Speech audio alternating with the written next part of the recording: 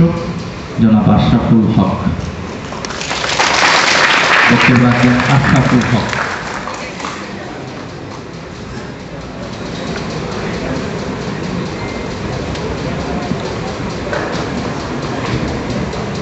বিসমিল্লাহির রহমানির রহিম।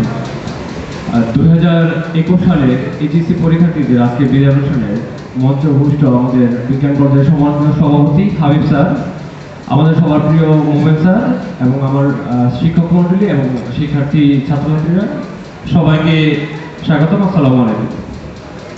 সৌরভ স্যার যেমন একটু পিছনের স্মৃতি বললো, আমি একটু আসলে পিছনের স্মৃতি থেকে বলি। আমি ফর্মালি কোনো বক্তব্য দেওয়ার অভিজ্ঞতা আমার তেমন নেই। আমি এসএসসি পাস করি 2004 সালে। 4 সালে পাস করার পর পড়ার জন্য আমরা এক জায়গায় আসি যে প্রাইভেট পড়বো। তো প্রাইভেট পড়ার জন্য তখন নরসিংদীতে অনেক বিখ্যাত বিখ্যাত স্যার ছিলেন। বিখ্যাত ছিলেন না বা ছোট একটা কোচিং সেন্টার ছিল নরসিংদী কোচিং নামে। তোমরা অনেকেই দেখো নাই নরসিংদী কোচিং। তো আমরা নরসিংদী কোচিংয়ে পড়তে আসলাম। তো স্কুলে, যেটা আমি ব্রাহ্মণী বয়েসে পড়াশোনা করে আসছি, আমাদের স্কুলের একটা কথা ছিল, পারলেও মারতো না পারলেও মারতো। মানে পড়া দৈরি আগে মায়ের, তারপরে আবার মায়ের, শেষে আবার মায়ের, মানে মায়ের ছাড়া কোনো কথা নাই। তো মনে আছে প্রথম দিন পড়তে আসছিলাম, মানে সকাল 6টার দিকে এসে দেখি মোমেন স্যার পড়ায়। তো স্যার যে পড়ায় মনে হচ্ছে বাসায় গিয়ে আর পড়া দরকার নেই, কি পড়ায় কেমন পড়ায় বয়েজের স্যারদের সাথে মিল পাই না, মানে পুরা ব্যতিক্রম এমন একজন মানুষ মোমেন স্যার। পরের ক্লাস হাবিব স্যার। ক্লাসটা ছিল সম্ভবত 7টা থেকে স্যারের ক্লাস করানোর কথা ছিল। এখন মনে আছে প্রথম দিন অক্টোবর মাস 2004 সাল। তো হাবিব স্যারের ক্লাসে গেলাম, 7টা থেকে নেওয়ার কথা 7টা থেকে 50, দিকে 8:30 বাজে বললো আজকে তো কিছু পড়াইতে পারি নাই, আগামী দিন থেকে তোমাদের ক্লাসগুলো ভালো করে নেওয়ার চেষ্টা করবো। আমার মনে হয় এখনো হাবিব স্যারের এই গুণ আর চেঞ্জ করতে পারে নাই, যে 7টার ক্লাস আমাদের 8টা ইংরেজি পড়া থাকতো, প্রত্যেক দিন দৌড়ে গিয়ে 1:30টার পরে গিয়ে ঢুকতাম আর বলতাম আর হাবিব স্যার ছাড়ে না, কিছু করেন নাই। তো আসলে ব্যাপারগুলো এরকম। এখন বিজ্ঞান কলেজ অনেকে বললাম বিদায় বিদায়, ব্যাপার তো এরকম না। আমরা নরসিংদী কোচিং এ ছিলাম হাবিব স্যার মোমেন স্যারের কাছে ঠিক 2টা বছর পরে আসছি। এখনো বিদায় বা এরকম কিছু না। আমি বিজ্ঞান কলেজে আসার পূর্বেও যখনই যে কোনো সমস্যায় পড়তাম মোমেন স্যারের কাছে চোখ বন্ধ করে আসতাম, যে স্যার এই সমস্যায় পড়ে গেছি, এখন আমি কি করতে পারি। এবং স্যারের কাজ থাকা সত্ত্বেও দেখতাম সবসময় স্যার আমাদেরকে সেই সময়টা দিয়ে আসতো। আমার মনে হয় আমাদের সেই স্টুডেন্টের পরিসর বাড়তে বাড়তে আজকে বিজ্ঞান কলেজের একটা বিশাল পরিবার তৈরি হয়ে গেছে।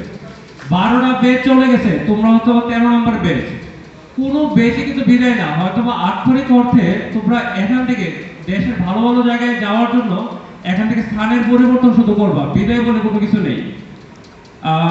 ফর্মালি কিছু না বলে আমি একটা উদাহরণ দিই, কারণ আমি এখানে মোমেন স্যার হাবিব স্যারের সামনে কিছু বলার মতো সাহস আমার নেই।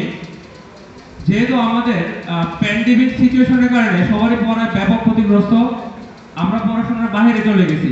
এখন ঠিক এই মুহূর্তে আমাদের সামনে পড়াশোনার কোনো বিকল্প নেই। একটা এক্সাম্পল দেই, কিছুদিন আগে টি20 যে ওয়ার্ল্ড কাপ গেল, পাকিস্তান এবং অস্ট্রেলিয়া সেমিফাইনাল, সবাই দেখছি না আমরা। আচ্ছা, একটা টাইম মনে হচ্ছিল যে পাকিস্তান খেলা জিতবে, কোনো ব্যাপারই না, পাকিস্তান জিতবে, এবং লাস্টের 2-3 ওভার আমাদের মনে হচ্ছিল এই খেলা আর কেউ ঘোরাতে পারবে না, কারণ মেতো ওয়েট কোনোভাবে রানিয়ে নিতে পারে না, ব্যাট হাতে টুকা মারে, বল দেয়, কোনো দৌড়ে দেয় না। লাস্টে কি করছে, একা একটা খেলা ঘোরায় অস্ট্রেলিয়া টিমটাকে জিতে দিচ্ছে না। ঠিক সেম জায়গায় তোমরা দাঁড়িয়ে আছো। আমাদের বিজ্ঞান কলেজের পূর্ববর্তী বেচগুলো একবারে সার্বক্ষণিক আমাদের সংস্পর্শে থেকে তারা পরীক্ষা দিতে পেরেছে, আমরা তাদেরকে ওইভাবে গাইডলাইন দিতে পেরেছি। কিন্তু তোমাদের মাঝখানে যে পরিমাণ একটা গ্যাপ পড়ে গেছে, সেই গ্যাপটা কিন্তু আমরা তোমাদের সাথে থাকতে পারিনি। এখন ঠিক সেই জায়গায় তোমরা দাঁড়িয়েছো একবারে শেষ একটা অংশে। এখান থেকে বিজ্ঞান কলেজের সমস্ত মান সম্মান মোটামুটি এখন তোমাদের উপর নির্ভরশীল।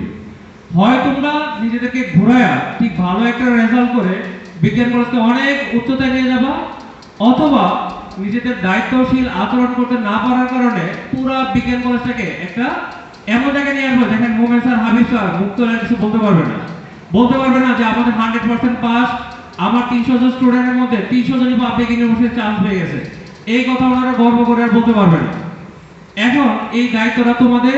তোমরা আমাদের বিজ্ঞান কলেজ, আমাদের হাবিব স্যার, আমাদের মোমেন স্যার, আমাদের স্যারদের মান সম্মান এবং বিজ্ঞান কলেজের মান সম্মান তোমরা কি আগের ধারাবাহিকতায় আরো উচ্চতায় নিয়ে যাবা, নাকি নিজেদের খামখেয়ালি দায়িত্বহীনতার কারণে আরো নিচে নিয়ে আসবা?